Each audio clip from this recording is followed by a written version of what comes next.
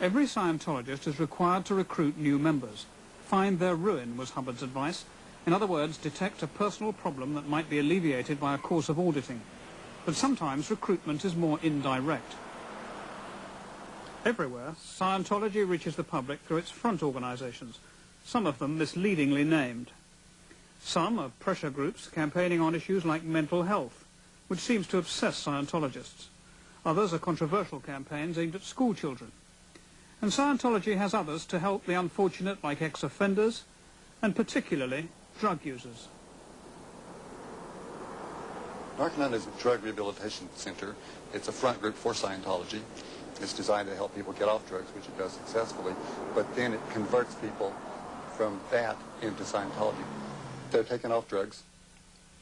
They're put onto a program to help them do better in life. The program is basically Scientology processing or training, and from there they are indoctrinated, and from there they're converted to a Scientologist. And how many of those former drug addicts become Scientologists? Anywhere from 50 to 75%. Can you recall an incident which occurred when your mother looked younger? Yeah, One of the main grievances of the plaintiffs in the class action relates to auditing. The most intimate confessions are sometimes divulged in these sessions, and the auditor notes them down. This information is then kept in processing files known as pre-clear or PC folders, which are carefully stored. The use that has been made of the contents of these folders is now a matter of contention. Hubbard wrote in What is Scientology, "The auditor treats all session reports as confidential." Item 22 of the auditor's code reads, "I promise never to use the secrets of a pre-clear divulged in session for punishment or personal gain." What is the policy of the Church on the use of information imparted during auditing sessions? It is to be kept completely confidential and sequestered. Completely confidential? Yes. Is that policy rigorously observed? Yes, it is. Has it been? Yes. Has it been rigorously observed? Absolutely. But in the recent past, it was policy to cull people's files for damaging information. Hubbard's wife, Mary Sue, who was later imprisoned, wrote a Guardian order in 1969 to make full use of all files on the organization to affect your major target. These include processing files. You were in the intelligence division of the Guardian's office of the Church of Scientology. Did you have access to people's personal confidential files? Oh, certainly, certainly. And was use ever made of that information? Every mission that I ever went on, I used it. What did you do? Well, when we'd first come into an organization, we would have the pretty clear folders of people that were involved in the organization that had maybe given the organization some trouble, pulled and culled for things that they may have done and were hiding. And that information would be brought to their attention in order to kind of bring them back into the fold, so to speak. Did you use confidential information that the Church held about people?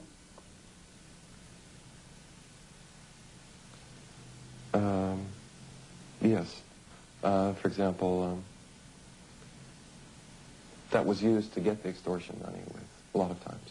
Are you categorically denying that private information culled from PC folders has ever been disseminated to intimidate or blackmail ex-members of the Church of Scientology? Absolutely, because that can be verified in every court of law in the world, and it's just as simple as that. So there will be allegations that people want $1 billion. I understand that they want $1 billion, but they'll have to come up with some kind of documentation. There is none. There is none. Nada, as they say in Spanish, niente, as they say in Italian. There's nothing. But one of the class action plaintiffs has some widely circulated internal church documents that, she says, were seized by the FBI and authenticated in court. Here you have a file on a woman. The following data was gotten from this woman's folders. She had several self-induced abortions. She saw a psychiatrist for alcoholism problems. She has a drug history of Librium, Valium, Milltown's alcohol, LSD, opium, heroin, and many other things. That her son went to jail. And in another case here, a woman, it says here, her folders start in 1963. She masturbated regularly since she was 8 years old. She mentioned doing it once with coffee grounds and once had a puppy licker. When she lived in Greenwich Village, she claimed she screwed anything with pants. Now, this information was supplied in confidence in auditing sessions. You can believe it. The Church would say that It has wound up the Guardian's office. It has changed a lot of the practices that went on in previous years. It has now cleaned up its act. Is the Church of Scientology today a different organization from the one you left? It's worse. I know this because people come to me continuously and bring me the stories of the horrors that they're going through in present time up to even a few weeks ago. The church has a history of every time they're called to account, they say, oh, that was in the past. We've dismissed those people. We don't do that anymore. It can be called a catechism of the church. We don't do that anymore. They do it, and more, as they'll do it as much as they can get away with.